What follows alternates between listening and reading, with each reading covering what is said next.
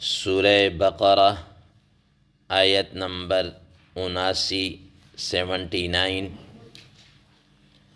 آپ حضرات کے پاس پیج نمبر ہے 22۔ اعوذ باللہ من الشیطان الرجیم، بسم اللہ الرحمن الرحیم۔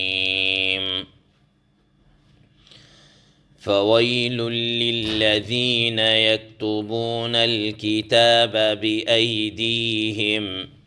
ثم يقولون هذا من عند الله ليشتروا به ثمنا قليلا فويل لهم مما كتبت أيديهم وَوَيْلٌ لَهُم مِّمَّا يَكْسِبُونَ۔ صدق اللہ العظیم۔ اللہم صل علی محمد النبی الأمی وعلی آلہ وسلم تسلیما کثیرا کثیرا۔ محترم سامعین کرام، اس آیت مبارکہ کا ترجمہ اللہ تبارک و تعالی ارشاد فرماتے ہیں، فویل للذین یکتبون الکتاب بایدیہم، تو ہلاکت ان لوگوں کے لیے جو اس کتاب کو یعنی تورات کو اپنے ہاتھوں سے لکھتے ہیں، ثم یقولون ھذا من عند اللہ، پھر وہ یوں کہتے ہیں کہ یہ تو اللہ تعالیٰ کی طرف سے ہے، لیشتروا بہ ثمنا قلیلا، تاکہ اس کے بدلہ میں کچھ تھوڑا سا عوض نقد وہ لے لے۔ فویل لہم مما کتبت ایدیہم، ہلاکت ہے ان کے لیے جو انہوں نے اپنے ہاتھوں سے لکھا، وویل لہم مما یکسبون، اور ہلاکت ہے اس وجہ سے، اس کی بدولت جو وہ وصول کرتے ہیں، کماتے ہیں۔ محترم سامعین کرام، بات چل رہی تھی یہود کی خرابیوں کی، اور یہود میں سے بھی ایک طبقہ وہ تھا جو اہل علم کہلاتا تھا، ایک وہ طبقہ جو امی تھا۔ امیین کا بھی تذکرہ گزشتہ آیت مبارکہ کے اندر اللہ تبارک و تعالی نے بیان کر دیا کہ ان کا دین یا سارا دار و مدار صرف اور صرف خوش قسم کے نظریات اور ان چیزوں کے اوپر تھا، جس کو آپ کہہ سکتے ہیں وشنگ تھنکنگ، بس یعنی کہ اس حد تک جو خوش کن ان کے نظریات تھے، سوچی تھی کہ بس یہی ہے جی۔ جیسے اب میں نے درس میں ذکر کیا تھا کہ ہمارے ہاں بھی عوام الناس کے اندر جناب علیہ یہی چیزیں کیا ہیں پائی جا رہی ہیں۔ اسی طریقے سے یہود کے علماء کے اندر بھی یہ خرابی تھی، جس کو اس آیت مبارکہ کے اندر بھی بیان کیا جا رہا ہے، اور پہلے بھی بیان کیا گیا کہ وہ تورات کے اندر تحریف کیا کرتے تھے۔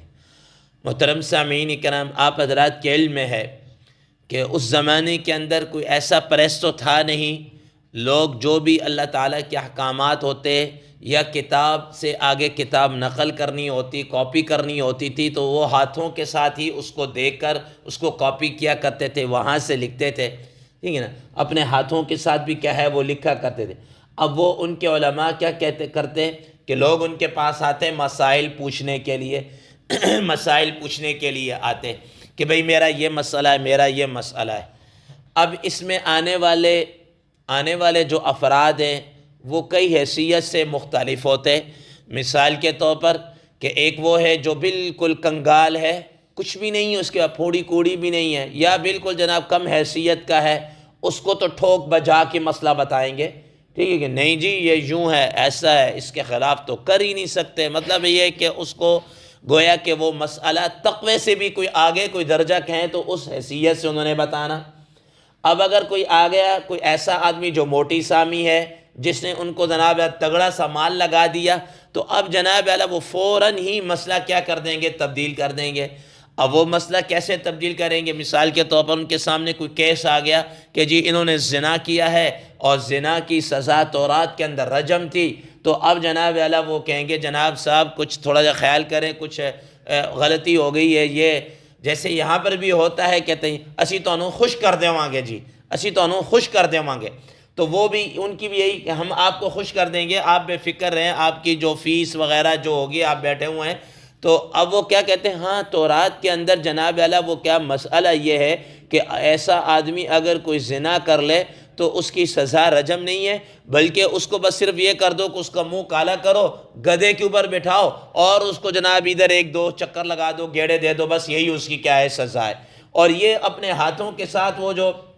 تورات ہوتی ہے اس کو لکھ کر، اگر کوئی پوچھتا نا بھی کہاں لکھا، یہ دیکھیں جی یہ لکھا ہوا ہے، یہ لکھا ہوا ہے، اپنے ہاتھوں سے اس کو لکھ کر ایڈ کر کے کہتے یہ دیکھو یہ لکھا ہوا ہے، ٹھیک ہے۔ تو اب وہ یعنی کہ اس طرح کی چیزیں اللہ تبارک و تعالیٰ کے حوالے کر دیتے ہیں، اللہ تعالیٰ کی ذمہ، اللہ تعالیٰ نے یہ لکھا ہے، تورات کے اندر یہ حکم کیا ہے نازل ہوا ہے۔ یہ تحریف ان کے ہاں عام تھی کہ اللہ تعالیٰ کے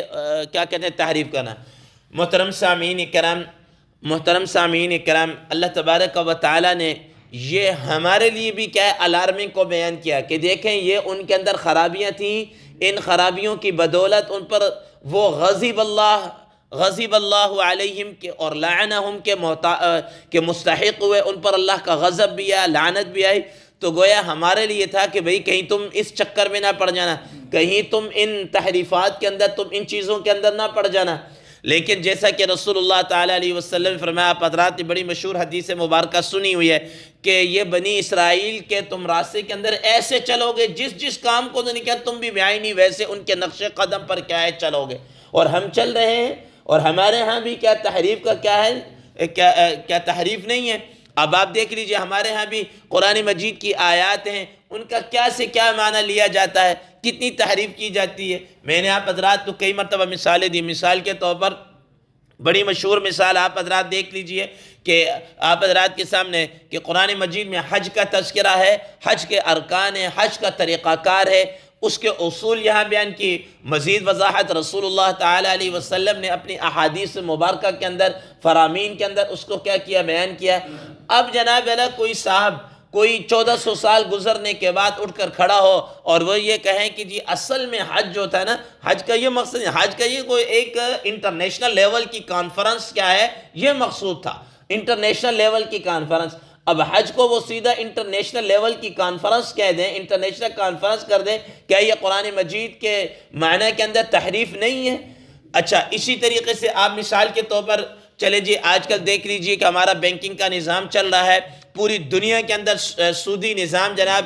اور یہ انہوں نے جکڑا ہوا ہے، معیشت کو جکڑا ہوا، بینکوں کے ذریعے جکڑا ہوا ہے۔ اب بینکوں کے اندر سودی لین دین اور یہ سب کچھ ہوتا ہے۔ اب جناب کہو کہ سود تو قرآن مجید میں حرام ہے، قرآن مجید کی واضح آیات ہے، اور وہ کہتے ہیں نہیں جی یہ وہ سود تو ہے نہیں، قرآن مجید میں یہ سود نہیں، وہ تو اس زمانے کا اور سود ہوتا تھا اور یوں ہوتا تھا اور ایسا ہوتا تھا، یہ تو وہ چیز نہیں ہے، یہ وہ چیز نہیں ہے، ٹھیک ہے نا۔ اور بھی محترم سامعین کرام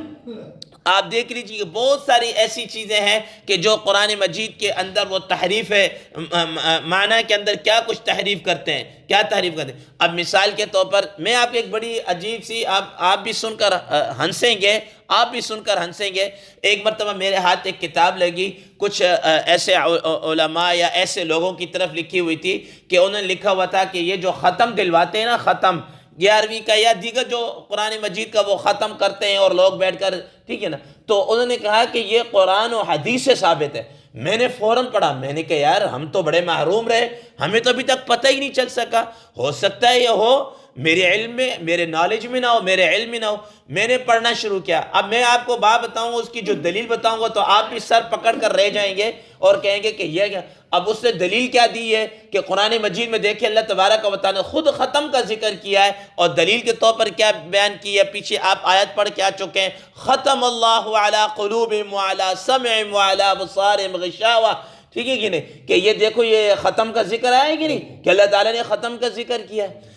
میں فوراً سر پکڑ کے بیٹھ گیا، میں نے کہا بالکل اس نے صحیح کہا ہے کہ واقعتاً اللہ تعالیٰ جناب اعلیٰ کہہ رہے کہ ہم نے ان کے دلوں پر، کانوں پر، آنکھوں پر کیا ہے مہر لگا دی ہے، واقعتاً یہ ادھر مہر ہی لگ گئی، اسے صحیح کہا ہے، یہ آپ نے جہاں تک پہنچ سکا تھا یہ اسے صحیح۔ اب آپ مجھے یہ بتائیں اس آیت مبارکہ سے اس ختم کا وہ جو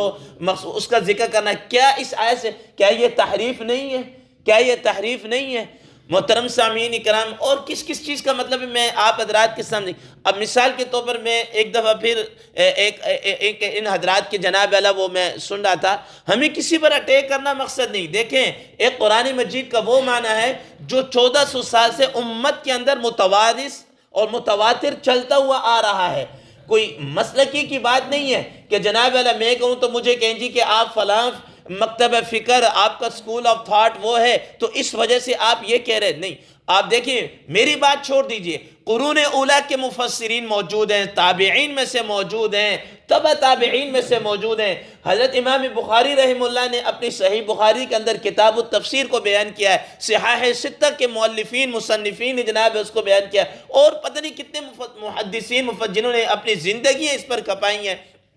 اب مجھے ایک بات بتائیں، اب انہوں نے کہا کہ دیکھیں جی کہ یہ جو ہے نا کیا کہتے ہیں رسول اللہ تعالیٰ علیہ وسلم کا یہ جو آتا ہے اور میلاد منایا جاتا ہے اور یہ تو انہوں نے کہا یہ خود قرآن مجید میں ذکر ہے۔ اچھا جی کہاں ذکر ہے؟ اب انہوں نے جو قرآن مجید کی آیت مبارکہ ذکر کی، انہوں نے کہا جی دیکھو خود قرآن مجید میں آتا ہے قُلْ بِفَضْلِ اللَّهِ وَبِرَحْمَتِهِ فَبِذَلِكَ فَلْيَفْرَحُوا، ٹھیک ہے نا، کہ تم کہہ دو اللہ کے فضل سے اور اس کی رحمت سے پتہ نہیں کیا تم اس سے وہ کیا کرو جناب اعلیٰ خوشیاں مناؤ اور یہ کرو اور وہ کرو اس طریقے سے۔ اچھا اگر ہم یہ مان لیں مثال کے طور پر، اگر ہم ان کی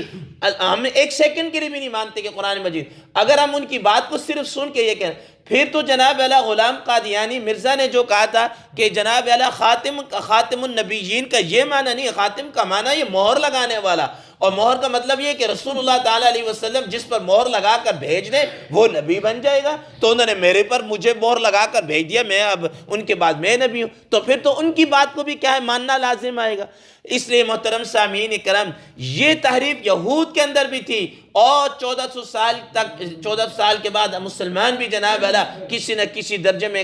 نام لیوا ہو کر اللہ اور رسول صلی اللہ علیہ وسلم کے محبت کا اور پتہ نہیں کس چیز کا دعویٰ کر کے یہ تحریف ہمارے اندر بھی کیا ہے چل رہی ہے۔ تو اللہ تبارک و تعالیٰ ان کے متعلق کیا فرمایا؟ فرمایا فَوَيْلٌ لِّلَّذِينَ يَكْتُبُونَ الْكِتَابَ بِأَيْدِيهِمْ، کو لعنت ہلاکت ہے ان لوگوں کے لیے جو کتاب کو اپنے ہاتھوں سے لکھتے ہیں، ثُمَّ يَقُولُونَ هَذَا مِنْ عِنْدِ اللَّهِ، پھر وہ کہتے ہیں یہ اللہ تعالیٰ کی طرف سے۔ قرآن مجید 3 پارہ سورہ آل عمران اس کے اندر اللہ تبارک و تعالیٰ کیا فرمایا؟ وَمَا هُوَ مِنْ عِنْدِ اللَّهِ، یہ جو کہہ رہے ہیں نا یہ اللہ تعالیٰ کی طرف سے کوئی نہیں ہے، وَمَا هُوَ مِنْ عِنْدِ اللَّهِ، ٹھیک ہے نا، یہ اللہ تعالیٰ کی طرف سے کیا ہے کوئی بھی نہیں، یہ ہمیں اللہ تعالیٰ کے ذمہ لگا رہے۔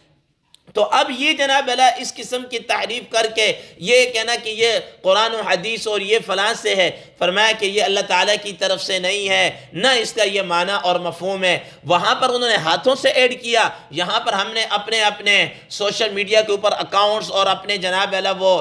یوٹیوب اور وہ چینل بنا کے ہم دنیا کو کیا کر رہے ہیں، بتا رہے ہیں کہ یہ مطلب ہے، یہ معنی ہے، ٹھیک ہے نا۔ تو یاد رکھیے گا اگر ہلاکت اور تباہی ان کے لیے ہے تو ہمارے لیے پھر جنت اور یہ نہیں ہے کہ ہمیں کوئی اعلیٰ ایوارڈ اللہ تعالیٰ کی طرف سے دیا جائے گا، یہی ہلاکت یہی تباہی ہمارے لیے بھی کیا ہے جو ان کے لیے تھی وہی ہے۔ غضب اللہ علیہم ولعنہم کے مصداق اگر وہ بنے تو اگر یہ کارستانیاں ہم کریں گے تو وہی جو اللہ تعالیٰ نے ان کے لیے کہا ہے وہ پھر ہمارے اوپر بھی کیا ہے آتا ہے۔ تو فرمایا ثم یقولون هذا من عند اللہ لیشتروا به ثمنا قلیلا، اب ان کا مقصد کیا تھا کہ ہم تھوڑے سے کیا لے لیں، پیسے لے لیں، ہم اس کے عوض میں کیا ہے پیسے لے لیں۔ تو اب وہ ہوتا یہ تھا کہ جو جس طریقے سے جناب اعلیٰ پیسے دیا کرتا تھا، اگر موٹی سامی ہوتی وہ زیادہ مال لگاتے تھے تو اس کے مطابق جناب اعلیٰ وہ فیصلہ دے دیا کرتے تھے۔ آج بھی آپ دیکھ لیجئے کئی ایسے علماء سو جناب اعلیٰ موجود ہیں، علماء سو موجود ہیں کہ جو جناب اعلیٰ وہ پیسوں کی خاطر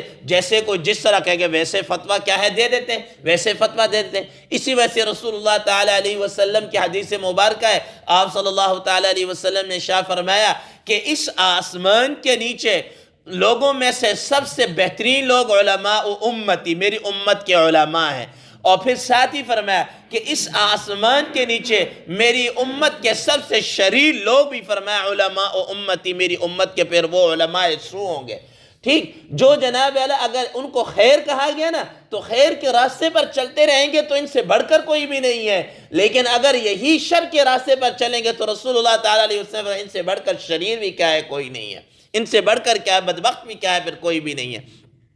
تو فرمایا لیشتروا بھی ثمنا قلیلا، تاکہ دنیا کا مال تھوڑی سی فائدے کے لیے وہ لے لے۔ فرمایا فویل لہم مما کتبت ایدیہم وویل لہم مما یکسبون، ہلاکت ہے جو انہوں نے اپنے ہاتھوں سے لکھا، ٹھیک ہے نا، ہلاکت ہے ان کے لیے۔ بعض حضرات مفسرین کرام رحمہ اللہ فرماتے ہیں کہ ویل جہنم کے اندر ایک طبقہ ہے، اس کا نام ہے، فرمایا کہ وہ اتنا گہرا ہے کہ اگر جہنم کے اوپر سے اس کو پھینکا جائے تو وہ 70 سال تک گلتا سڑتا وہ پھر کہیں جا کے اس کی گزر۔ اور بعض حضرات مفسرین کرام رحمہ اللہ فرماتے ہیں کہ جہنم خود اس سے کیا مانگتی ہے، پناہ مانگتی ہے، اس سے خود کیا ہے، پناہ مانگتی ہے۔ تو فرمایا کہ یہ ہلاکت کے معنی میں بھی ہے، یا یہ وہ سزا بیان کر کے ان کا جو ٹھکانہ ہے وہ جہنم کا وہ حصہ کیا ہے، ان کا ہوگا۔ فَوَيْلٌ لَهُم مِّمَّا كَتَبَتْ أَيْدِيهِمْ وَوَيْلٌ لَهُم مِّمَّا يَكْسِبُونَ، اور ہلاکت ہے ان کے لیے جو وہ اس کے عوض میں کیا کرتے ہیں، کماتے ہیں، جو وہ کماتے ہیں دنیا کے خاطر۔ یہ دنیا کا مال ادھر کا ادھر کیا ہے، لے جائے گا،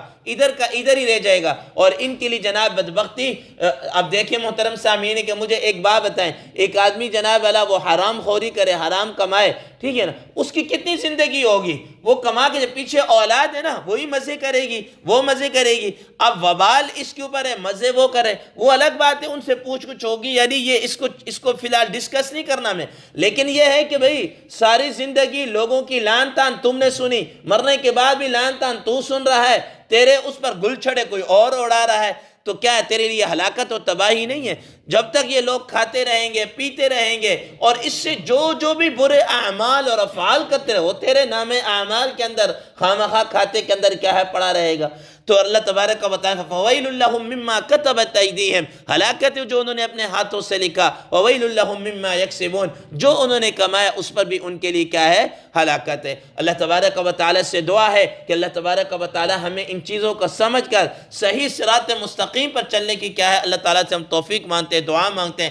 اللہ تعالیٰ ہمیں صحیح معنوں پر صراط مستقیم پر اور قرآن فہمی کا کیا ہے، ذوق اور شوق عطا فرمائے۔ وآخر دعوانا ان الحمد للہ رب العالمین۔